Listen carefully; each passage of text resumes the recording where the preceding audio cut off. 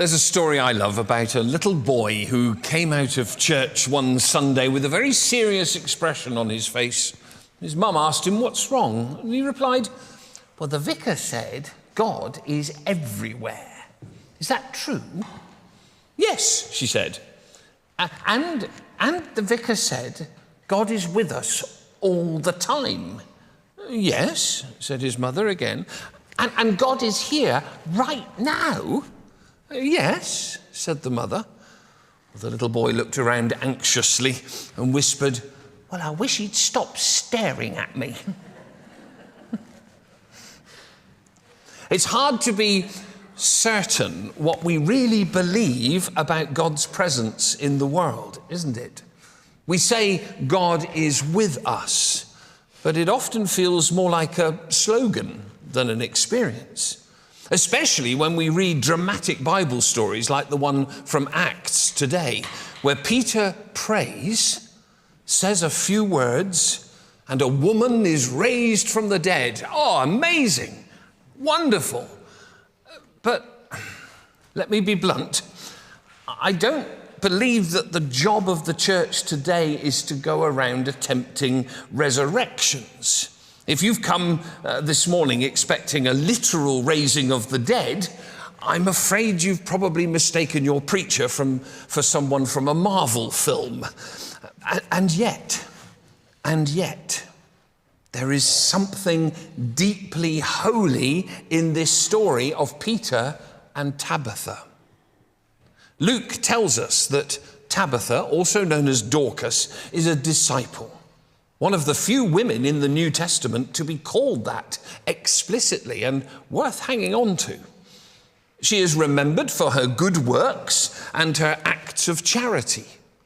When she dies, the widows that she has clothed weep and gather around her body. And did you notice that little detail in the text that when Peter arrives to minister to Tabitha, all those women that she has helped start showing him all the clothes that Tabitha made for him. "Oh, look, she made this nice one. Oh, this is lovely, isn't it? And she made this one for my mother." You can imagine it, can't you?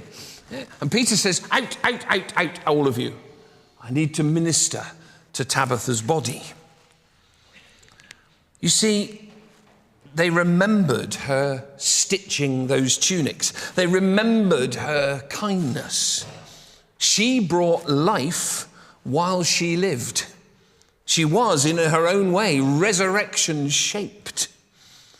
The miracle, you see, is not just what happened in that room. The miracle is what happened before it, through years of faithful, quiet, loving service. And the miracle is what happened after it, when her life was remembered and cherished, and her love became part of the DNA of her church. Likewise, in John's Gospel, which we didn't, in fact, read today. There was a bit of a misprint. There should have been a different gospel for today. But in the gospel we should have had for today, my fault entirely, didn't check hard enough. Jesus says, "My sheep hear my voice. I know them and they follow me." Now that is not a promise of magical powers or invincibility. It's a promise of presence, of intimacy. "No one will snatch them out of my hand," says Jesus. That's not a guarantee that bad things won't happen, but it's a statement of ultimate belonging. And here's where I might be a little controversial. I know that'll surprise you. I think we might have trained ourselves to expect too little of God and too much of religion.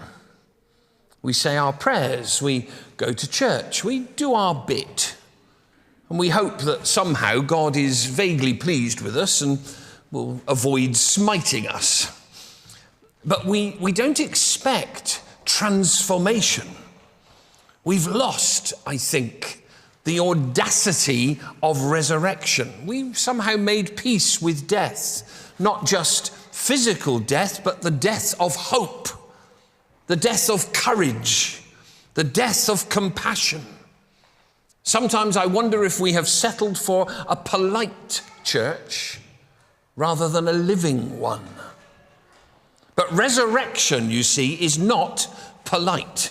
Resurrection breaks things open. Resurrection stinks of the tomb and sings of eternity all at once. And you know, it still happens.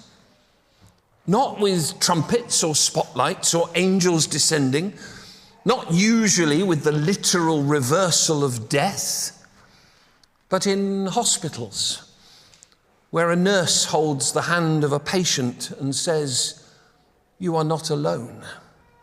Or in a community kitchen where a man long dismissed as a drunk finds a sense of worth as he learns to cook for others.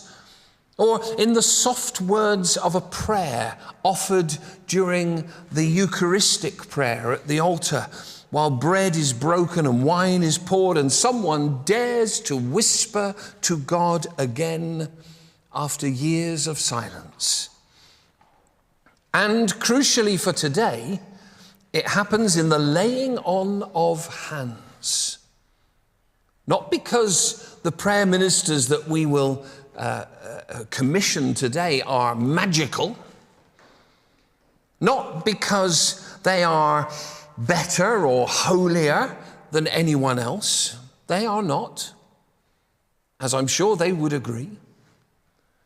If anything, they've simply agreed to make themselves vulnerable, to be channels of love, to hold the pain and the longing of others, and to offer it to God with hope and humility. And let me tell you, that is resurrection work, because it takes more courage to stand beside someone who is suffering than it does to perform a miracle in a story. It takes more faith to pray for someone with no guarantee of the outcome, except thy will be done, than to believe a tale of ancient wonders. In a world addicted to spectacle, we need the quiet power of touch, of presence, of human connection infused with divine possibility. So we're not here to raise the dead, as Peter did, but we are here to raise one another, to offer hope where there has been despair, to speak life where perhaps there has been shame, to clothe the grieving and listen to the lost and remember that no one is ever snatched out of God's hand. So let the laying on of hands be a rebellion, a small sacred uprising against apathy, against numbness, against the idea that prayer is pointless or that love is weak. Let it be a sign that we still believe in healing, not always of the body, but always of the soul, the mind, the memory, the heart. Let it be our version of Tabitha's tunics, a work of love, a sign of grace, a practice, a living practice of resurrection. Amen? Amen.